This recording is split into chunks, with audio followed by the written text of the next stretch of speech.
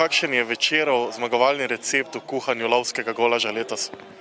No, če bo zmagovalni, to bomo še videli, doslej še nikoli ni bil, ampak načeloma je to pač lovski golaž, se pravi divjačina, čebula, malo česna, olje, vino, voda, sol in začimbe. Začimbe si pač vsak zmisli sam, nekateri dodajo še cel kup nekih stvari, od gob do ne vem česa, vse zelenjave, samo to potem ni več to, tisti je lahko teoretično celo bolj okusno, ampak ni pa več lovski golaž. Ja sam hrvaški turistički novinar i ja sam prije 11 let rekao ja bom novinare skupio na skup, odveo negdje da napravimo priču, da skuhamo dobar gulaš i da napravimo promociju. I upravo ovdje, ono što je najvažnije.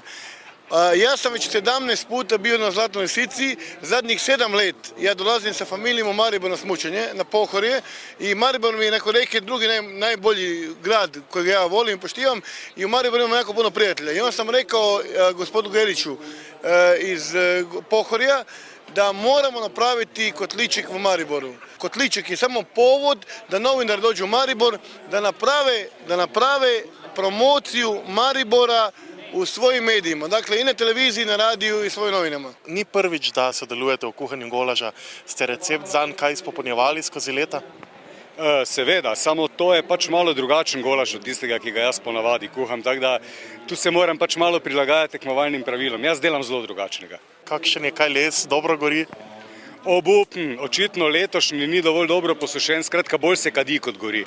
Kako dobro kuhajo golaž novinari? Ja moram reći da imaju novinara koji znaju jako dobro kuhati gulaš, čak bolje nego profesionalci. Ovi koji su ovdje, dakle u Mariboru, su došli napraviti i pokazati svoj gulaš, a to su najbolji od najboljih. Jer smo imali prije ovoga i prvenstvo Slovenije, i prvenstvo Hrvaške, i prvenstvo Srbije, i Bosne i Hercegovine, i Mađarske. Dakle, najbolji su došli ovdje i oni koji su došli ovdje znaju kuhati dobar gulaš.